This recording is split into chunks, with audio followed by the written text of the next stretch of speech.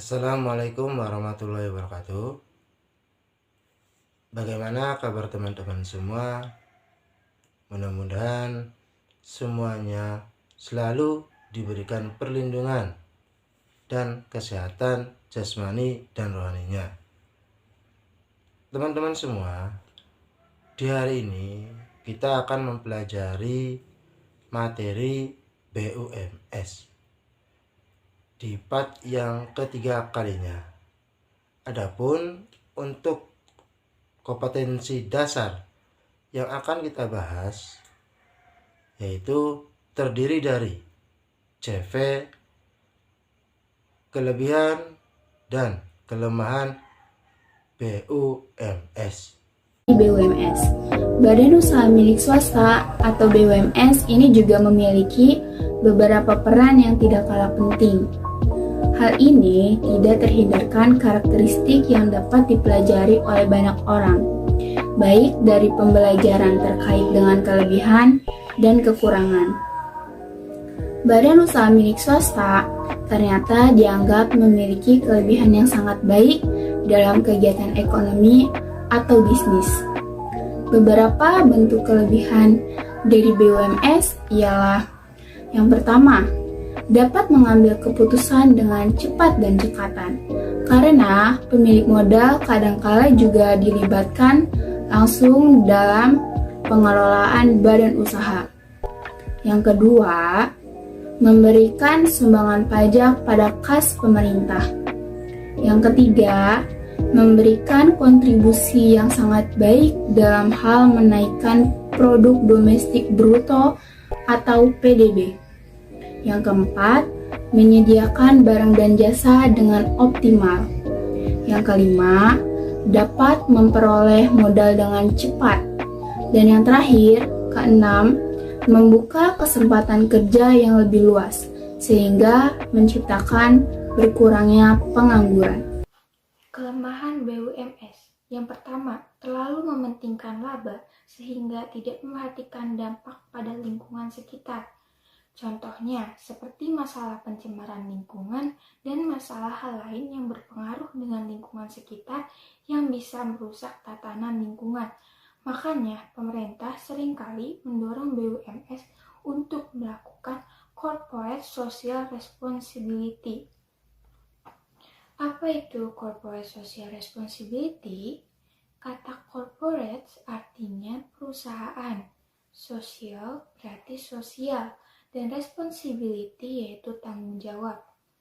Corporate social responsibility adalah aktivitas bisnis di mana perusahaan bertanggung jawab secara sosial kepada pemangku kepentingan dan masyarakat luas sebagai bentuk perhatiannya dalam meningkatkan kesejahteraan dan berdampak positif bagi lingkungan.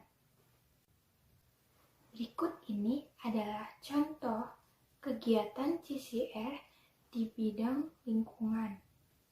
Yang pertama ada program pengolahan limbah.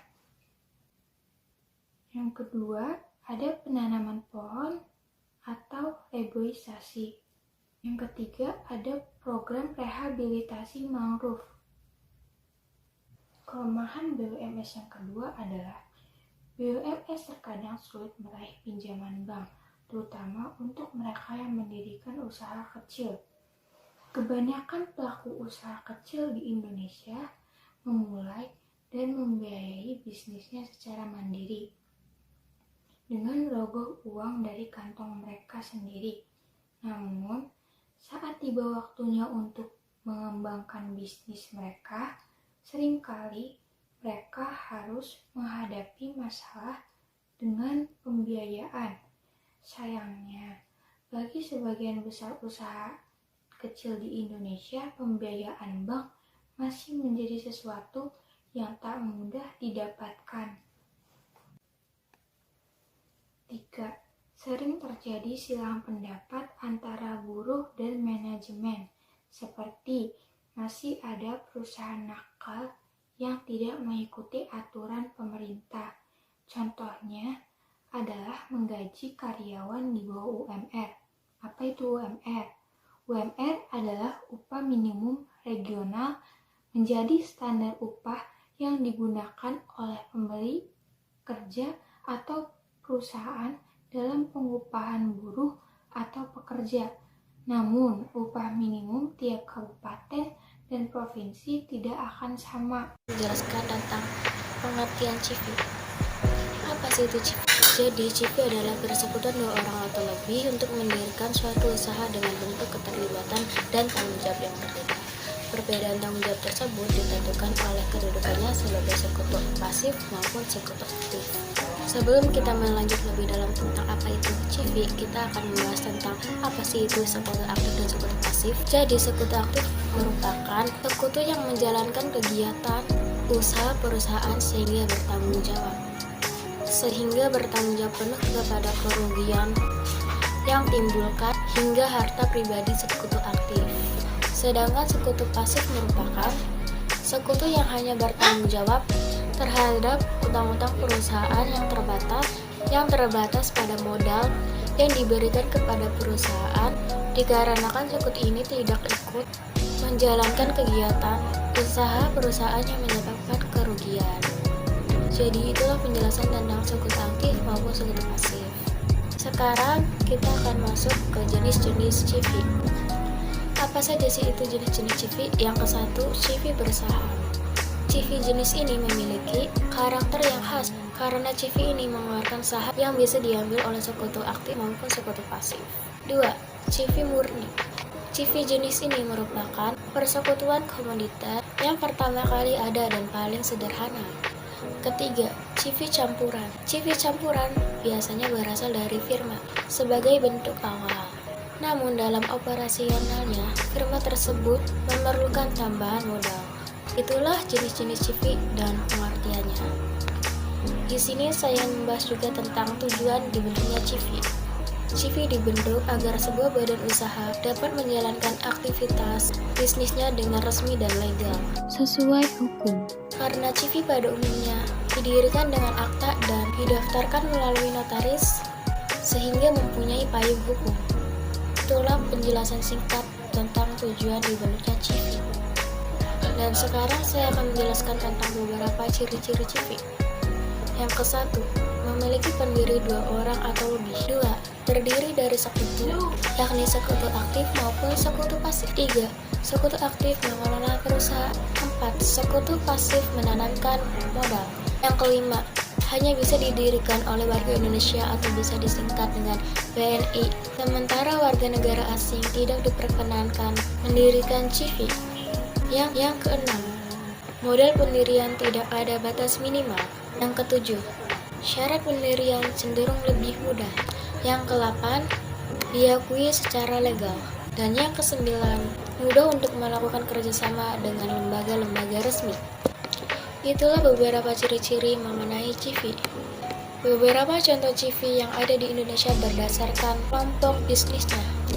Yang ke-1, CV makanan. Contohnya, CV Catur Pangan Indonesia, CV Safajaya, CV Sumber Karya, CV Catering Raung Surabaya. 2. Fabrikasi mesin. Contohnya, CV Bintang Permata, CV JMIP, dan CV Industri Kreatif Medium. Yang ketiga, pertanian. Contohnya, CV Sadewa, CV Ivong Farm, CV Agrindo Farm and Food, dan CV Bumi Makmur. Yang keempat, IT. Contohnya, CV Bahtera Buana, CV Global Sulesindo Teknologi, dan CV Adisatya IT Konsultan. Dan yang kelima, perdagangan. Contohnya, CV Galuh Gandra Kirana, CV Malino Trading, CV Unicron, dan CV Senandung Pertiwi. Dan itulah beberapa contoh CV yang ada di Indonesia. Dan kini saya akan membahas tentang apa sih kekurangan dan kelebihannya CV. CV memiliki kelebihan berupa modal yang fleksibel, pengambilan keputusan yang cepat, dan dapat mengambil brief tanpa terkena pajak. Sedangkan kekurangan CV adalah modal yang telah disetorkan kepada perusahaan sangat susah untuk ditarik kembali. Kekuasaan dan pengawasannya bersifat kompleks. Sekutu pasif tidak ikut mengelola perusahaan, hanya mempercayakan modalnya kepada sekutu aktif.